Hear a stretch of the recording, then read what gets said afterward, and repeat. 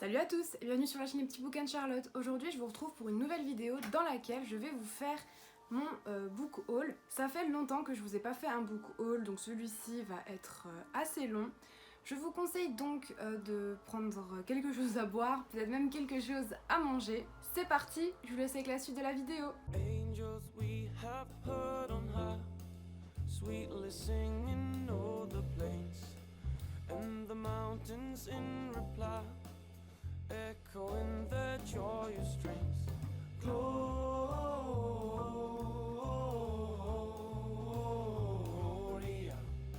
in excelsis Deo. Dans ce book haul, il va y avoir des livres que l'on m'a offerts, mais aussi des livres que je me suis achetés moi-même. Je vais commencer par vous montrer des mangas. Il s'avère que pour Noël, mon copain m'a offert le 4e tome de Nun, sauf que je n'avais ni le 2, ni le 3, ni le 5. Donc il m'a tout d'abord offert le tome numéro 2, le tome numéro 3 et bien évidemment le tome numéro 5. Ces mangas sont donc publiés aux éditions Pika et ils sont écrits par Tsutomu Takashi, mais ici si je me souviens bien, parce que ça fait assez longtemps que j'ai lu le tome 1, nous allons suivre du coup un garçon, si je me trompe pas, qui est le nombre numéro 9 d'une expérience nazie sur les enfants, sauf que ça va tourner mal et ils vont complètement changer d'avis sur cette expérience. Et du coup, les enfants, si je ne me trompe pas, eh bien, vont s'allier pour rester en vie. Le prochain livre que je vais vous présenter est Signal d'alerte de Neil Gaiman, publié aux éditions J'ai lu. Alors, ça faisait vraiment très longtemps que j'avais envie de lire du Neil Gaiman. Et celui-ci m'a vraiment attirée de par sa couverture que je trouve vraiment trop jolie. Et ici nous allons retrouver 84 contes, poèmes et nouvelles. Donc j'ai vraiment très hâte de le lire. Ensuite, dans le swap que j'ai fait avec Pauline, donc si vous avez vu la vidéo, vous savez quel livre elle m'a offert. Mais le premier livre que je vais vous présenter est Les fiancés de l'hiver, la passe miroir, le tome 1 de Christelle Dabos, publié aux éditions Pôle Fiction. Je vais pas vraiment vous présenter ou vous parler de la trame de cette histoire parce qu'il y a énormément de gens qui l'ont déjà fait. Et ce roman est connu de tous, je pense. Ensuite, mon copain m'a offert le tome 1 de La Belgariade, Le pion blanc des présages de David Eddings, publié aux éditions Pocket. Alors tout d'abord, ce que j'ai à vous dire, même si je vous l'ai déjà dit, je crois, dans une vidéo point lecture, c'est que si vous aimez l'univers du Seigneur des Anneaux, je vous conseille à 100% ce roman. Ici, nous allons suivre l'histoire de Garion, qui vit dans une ferme avec sa tante. Et il y a ici un méchant qui s'appelle Thorak.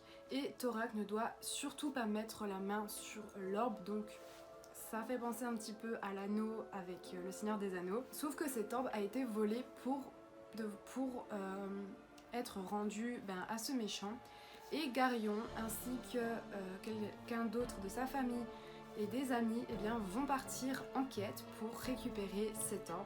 Et du coup, vu que je l'ai adoré, je me suis acheté le tome 2, donc toujours de La Belgariade, de David Eddings, donc c'est la reine des sortilèges. Et ici, il est possible que Thorak se réveille, si j'ai bien compris, et Garion et ses amis vont devoir se hâter pour pouvoir récupérer l'orbe et pour ne pas que Thorak, qui est le méchant, fasse des choses assez horribles.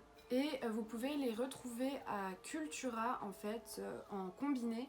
Donc mon copain m'a dit que le tome 1 n'en faisait pas partie, mais vous avez le tome 2 et 3 ensemble, le tome 4 et 5 ensemble et ainsi de suite. Ensuite, je me suis acheté un roman qui me faisait énormément envie depuis sa sortie, mais j'avais pas voulu sauter le pas parce que déjà, si je me souviens bien, il coûtait assez cher.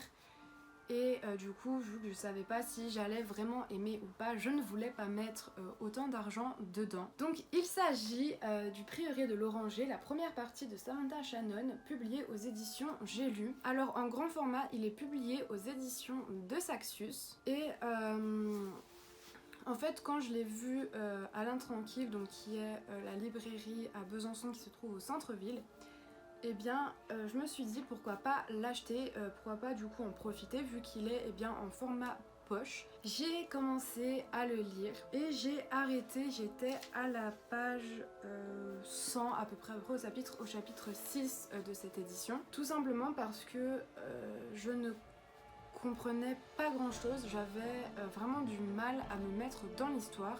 Je pense tout simplement que c'est dû au fait que j'arrête mes cachets pour ma dépression.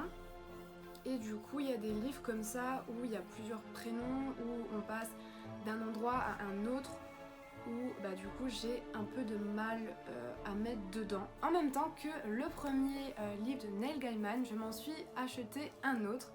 Il s'agit de L'étrange vie de Nobody Owens qui est aussi publié aux éditions J'ai lu. Alors ici nous allons retrouver Nobody Owens qui vit dans un cimetière suite au décès de ses parents. Tout simplement parce que la personne qui a tué ses parents fait partie de cette confrérie et a envie de finir son travail. Mon copain m'a ensuite offert un livre que j'ai beaucoup aimé. Il s'agit du tome 1 de L'école du bien et du mal de Soman Shenani, publié aux éditions Pocket Jeunesse. Ici j'ai l'édition en format poche. Dans ce roman, vous allez retrouver Sophie et Agathe qui vont se faire attraper et sont emmenés du coup dans l'école du bien et du mal, une école où on dresse entre guillemets les méchants et les gentils des contes. Je me suis donc bien évidemment acheté le tome 2 de l'école du bien et du mal, Un monde sans prince, toujours de Soman Shenani et toujours publié aux éditions Pocket Jeunesse. Ici, les deux filles sont de retour dans leur ville et elles vont se faire la promesse tout simplement que toutes les deux aient une fin heureuse, une fin, je pense du coup, vu le titre, où il n'y a pas de prince et où elles ne vont pas se battre tout simplement pour un homme. En plus de ça, à l'intérieur, en fait, au début de chaque chapitre, vous avez des petites illustrations. Je vais ensuite passer à 2 tomes d'une saga que j'adore. Donc, il s'agit du tome 3 des Royaumes de Feu de Tweed Sutherland, Au cœur de la jungle, publié aux éditions Gallimard Jeunesse. Dans ce tome-ci, nous allons tout simplement suivre l'histoire de Gloria. Gloria qui va rentrer chez elle et qui va se rendre compte tout simplement que son royaume, en fait, de là d'où elle vient, n'est pas du tout ce qu'elle espérait. Elle espérait pouvoir rencontrer ses parents, pouvoir rencontrer de sa famille, ce qui va lui arriver, mais ce n'est pas du tout ce à quoi elle s'attendait. Et ici, comme dans tous les autres tomes, les dragonnets du destin vont devoir faire face à des gens tout simplement qui veulent leur nuire. Et bien évidemment, j'ai à vous présenter le tome 4 des Royaumes de Feu, toujours de Tweed Sutherland, L'île au secret, est toujours publié aux éditions Gallimard Jeunesse. Donc ici nous allons suivre Comet qui est retourné dans le royaume des ailes de nuit, donc c'est de là d'où il vient. Et comme les autres, son peuple, ce n'est pas du tout ce à quoi il s'attendait. Son peuple déçoit énormément. Le prochain livre que j'ai à vous présenter, c'est aussi un tome 2 d'une saga que je vous ai présentée juste ici. Donc il s'agit du tome 2 de La Passe Miroir de Christelle Dabos, Les Disparus du clair de lune, toujours publié aux éditions Pôle Fiction. Donc bien évidemment, étant donné que j'ai adoré le tome 1, je me devais d'avoir le tome 2 dans ma bibliothèque. Nous retrouvons donc Ophélie qui, malgré elle, se retrouve dans les petites manigances de la cour. Et elle ne sait pas si elle va toujours pouvoir compter sur son fiancé Thorn. Le prochain roman que je vais vous présenter m'a aussi été offert par Pauline dans le swap que nous avons fait. Il s'agit d'Elantris de Brandon Sanderson, publié aux éditions Le Livre de Poche. Ce que je sais ici, c'est que la cité d'Elantris a subi une malédiction qui du coup a fait fermer les portes d'accès au royaume et du coup personne ne sait ce qui se passe derrière. C'est un roman que j'ai vraiment hâte de lire et c'est vrai qu'il est assez conséquent. Il y a dans les 900 pages, mais je pense qu'il doit se lire assez vite étant donné que même si c'est un livre de poche, c'est écrit assez gros. Un des derniers livres que j'ai à vous présenter est Nevermore, le tome 1, Les défis de Morrigan Crow, de Jessica Townsend, publié aux éditions Pocket Jeunesse. Ce livre-là, c'est aussi Pauline qui me l'a offert dans le swap que nous avons fait ensemble. Ici, nous retrouvons le personnage de Morrigan Crow qui, suite à une malédiction, eh bien, doit mourir à l'âge de ses 11 ans. Sauf que celle-ci eh bien, ne va pas mourir puisqu'il y a un homme qui s'appelle Jupiter Nord qui va venir l'aider, qui va venir la sauver. L'avant-dernier livre que j'ai à vous présenter, c'est tout simplement le roman que je suis en train de lire en ce moment. Il s'agit du tome 2 de Magic Charlie, Bienvenue à Saint-Fouettard de Audrey Alouette, publié aux éditions Gallimard Jeunesse. Alors tout d'abord, ce que j'ai à vous dire, c'est que comme le tome 1, la couverture est tout simplement magnifique. Nous allons retrouver les personnages de Charlie et Sapoti, qui suite à ce qui est arrivé dans le tome 1, eh bien, vont arriver à Saint-Fouettard. Donc Saint-Fouettard, de ce que j'en ai compris en fait, c'est un peu comme une maison de correction. Charlie ici va devoir et sauver la magie, et sauver Sapoti, sauver les autres, sauver sa grand-mère, Maître Lynn. À présent, je vais vous montrer le dernier roman de ce book haul. Il s'agit de La lumière dans les contes de Sharon Cameron, publié aux éditions Gallimard Jeunesse. Ce roman, je l'ai vu passer sur la chaîne de Anne Litteranum, si je me trompe pas, enfin je sais plus du tout comment s'appelle la chaîne, mais je vous mettrai le lien en barre d'infos. C'est une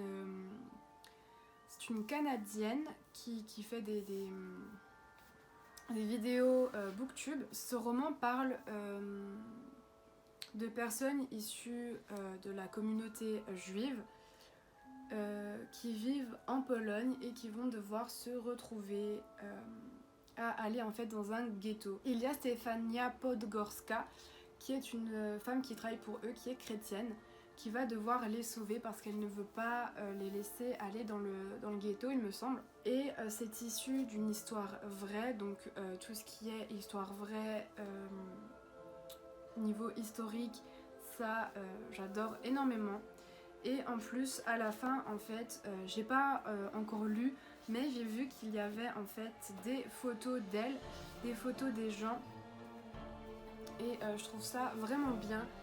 Et je trouve ça cool qu'il y ait des personnes comme cette autrice en fait qui écrivent les histoires de personnes en fait qui ont sauvé la vie d'autres personnes. Donc voilà, c'est tout pour aujourd'hui, j'espère que cette vidéo vous aura plu. S'il y a des titres qui vous intéressent, n'hésitez pas à me le dire en barre d'infos, ça me ferait très plaisir. Comme d'habitude, je vous mets mon Instagram en barre d'infos. Les titres des romans seront aussi en barre d'infos. Je vous fais de gros bisous et je vous dis à bientôt pour une prochaine vidéo. Ciao!